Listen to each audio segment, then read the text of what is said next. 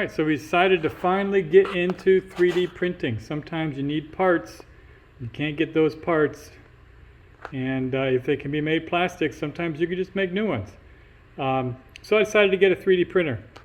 So this is what I went with. This is I bought this on Amazon for under $200. This is the Creality Ender 3D printer. So let's do a quick unboxing and see how long it takes to pull it out of the box, get it assembled, and print something really easy. I know printing will take a long time, but to get it going, let's just see how long it takes and see if it's something that you might be interested in. All right, so it's kind of warm in the garage today, so I'm going to do this in the house.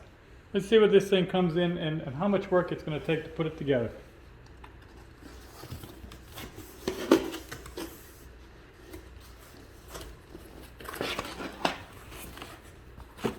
Little styrofoamy stuff. All right.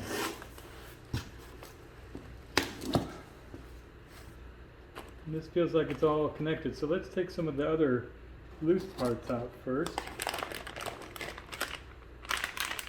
This is the LED screen. You can see inside there. This is got a little circuit board back underneath behind it here.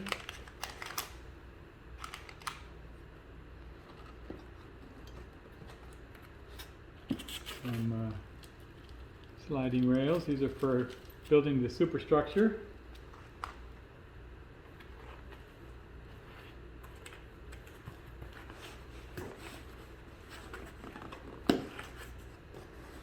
Let's just see how much of this can come out in one piece. Let's take the box out of the formula. Okay, there is 2 layers here. So there's another layer at the bottom. This is the actual table. It comes with some little clips. I think that's for holding the material down. Okay. We'll put that right over here and move on to the next. Whoops. Okay.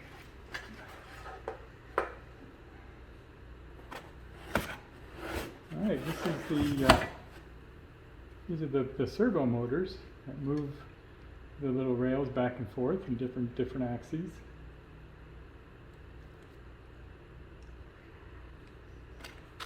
This appears to be the power supply.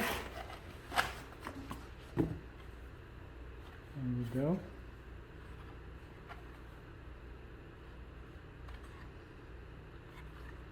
Okay.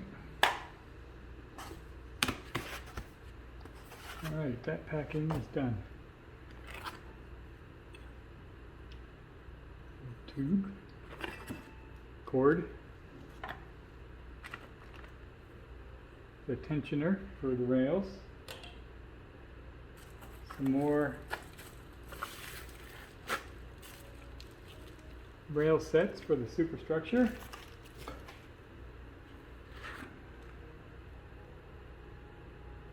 and the drive motor.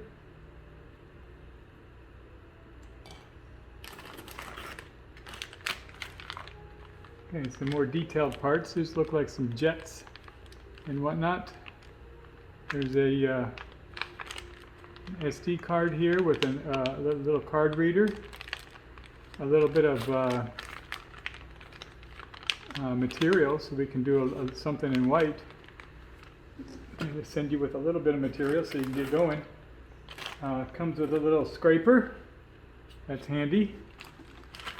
Another packet full of screws and fasteners and some belts and some zip ties. Looks like a little spring dealie right here. Very detailed, fine piece of wire right there. We'll make sure we don't bend that. And some other structural pieces. And that's the end.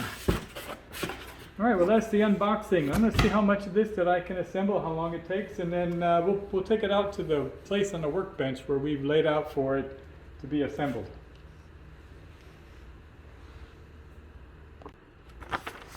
All right, so we have the the manual here. Obviously the first thing to do is to get an inventory of all the parts, make sure you got everything that you need. So we need to evaluate these lists and make sure that we have everything. First step will be to assemble these pieces onto the table. So let's go ahead and do a quick inventory, and then we'll start with step one. All right, so this first step right here, step number one, calls for part number 15 and part number 16 to be installed onto part number 2, which is the bed. This description right here is it's a little, I don't know to call it misleading. It should probably have been an isometric like this, but if you look at number 1 and you look at number 2 over here, you can see you're not connecting them to the ends, which might be your assumption. You're going to connect it to these little holes right back here. So 16 goes on this side with the holes on the bottom end. 15 goes on this side over here. You can see because this square right here represents that right there, with the holes, the shorter holes facing down. So let's go through some of the packets here. They provide you with really good hardware. This is nice hardware. The inventory sheet said that there was 4 of these, when actually there's 5. I appreciate that. I don't plan on breaking any, but I do like to collect screws. It's kind of one of my things. So I'll have an extra screw when I get done. That's nifty. This one over here also is supposed to have 4, and it has 5. That's really great. Comes with all the tools necessary. So even if you don't have a good Allen wrench, they have them for you here. So you don't have to worry about providing your own wrenches. It has wrenches and Allen wrenches. Even had, I think I mentioned this earlier on the unboxing, this little putty knife. But look at this nifty little cutter. I don't know if you can see that. That'll be really good for cutting the media. So I'm going to go ahead and we'll put together step number 1. We'll get number 15 and 16 in place, and then we'll skip step number 2.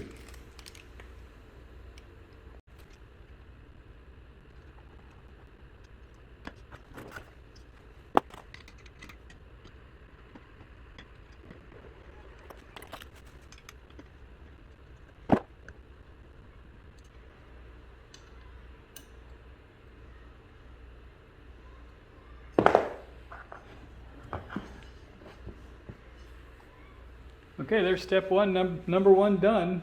Moving on to step number 2. In this one, we're going to be installing the LED screen and the power supply. Let's move on with that.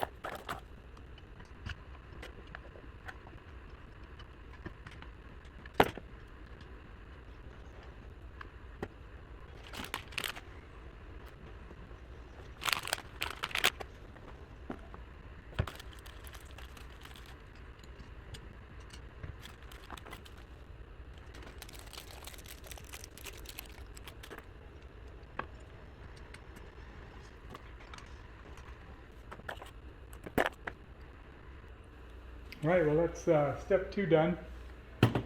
The next step here we're going to be installing a limiter switch right on this rail right here. That's this dilly bob right here. All right, so let's get that done.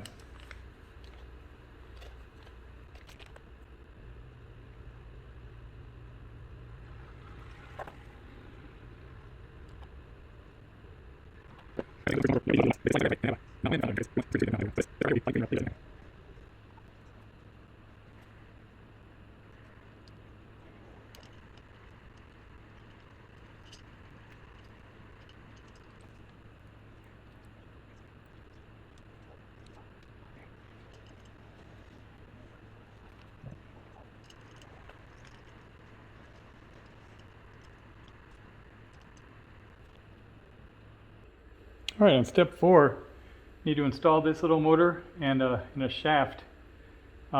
This shaft came with a little cover on it. I'm assuming that was just for shipping, because it makes sense that this worm gear is going to be having something travel up and down on it. So that's the deal. Also, just kind of guessing on these wires, they kind of terminate where they're supposed to go. This was the limit switch here, and this is the wire that fits into here. The instructions on the limit switch says to set a space 32 millimeters from here to there.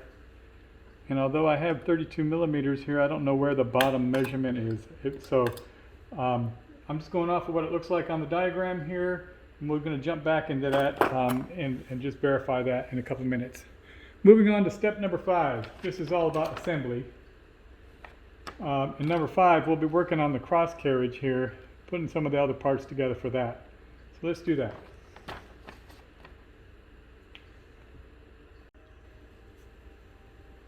All right, so step number 5 is a little convoluted.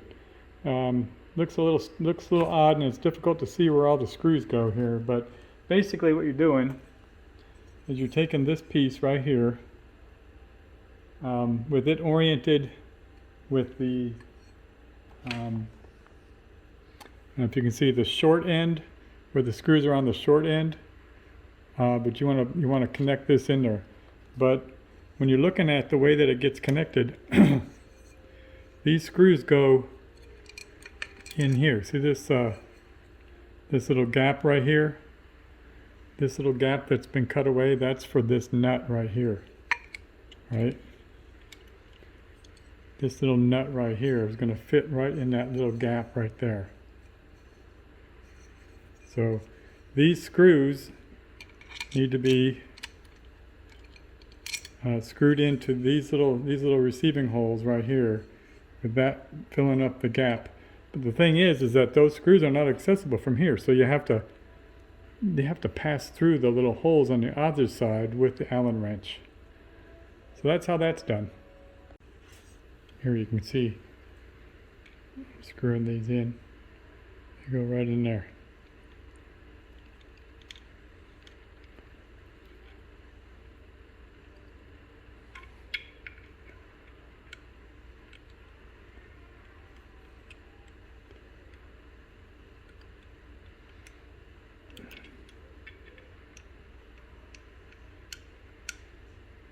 Okay, and you can see that once you get that in there, this little limiter switch is not going to run into that. So you can have something slide in here and hit that limiter with no problems. So that's just kind of a complicated little connection right there. I hope this helps.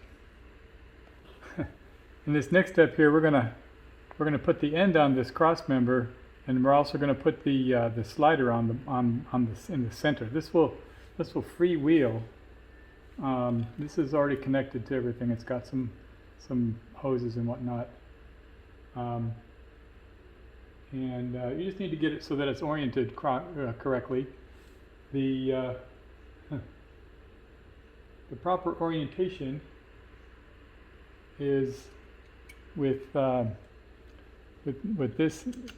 Again, it goes in there where there's a little hole where the bolt will go in, and then these little screws will screw in to these little holes on the front side.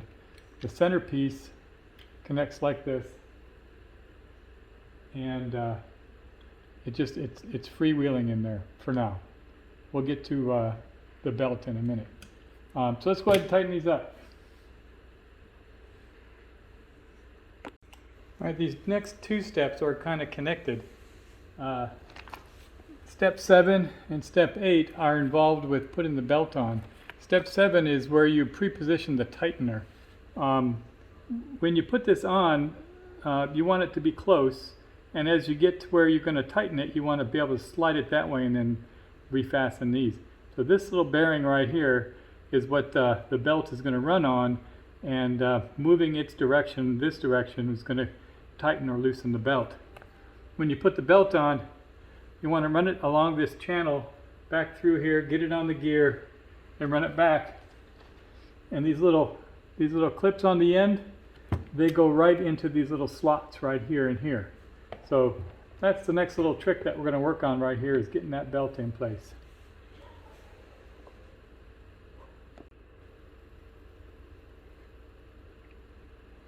All right, so I think you can see with the belts slid into these little tabs right here, this device moves back and forth on the belt and the gear moves over here. And to tension that, you just need to loosen and tighten these bolts right here. So there you go. All right, well, the last few steps here are just some assembly of this cross member right here, and how to lay this cross piece across here. And then the last steps here are just some caps, putting on the roller, and hooking up the wiring. The wiring really wasn't all that difficult. Everything kind of routes the way it is. The one thing that I had some difficulty trying to figure out was this little X right here. That one right there kind of eluded me because it's covered by that sheathing right. All right, so here you can see I have rerouted the cable for the X-axis, and this is actually also the major cable that runs the high voltage or the high amperage to heat the actual tip. This was not an easy task, and I want to tell you that when you're doing your initial assembly, don't run the X-axis over the top of this little box here. Mine was like that out of the factory. I'm like, oh, cool, it was already done. So it needs to go up and around, and it's okay for it to have a nice loose connection like this right there. So that is the unboxing and basic installation or setup of the Creality Ender 3 3D printer. Make sure you subscribe. We're still going to do a whole nother video on the first startup and some test pieces. So there you go. That's what I have for the unboxing of the Ender 3. Cheers.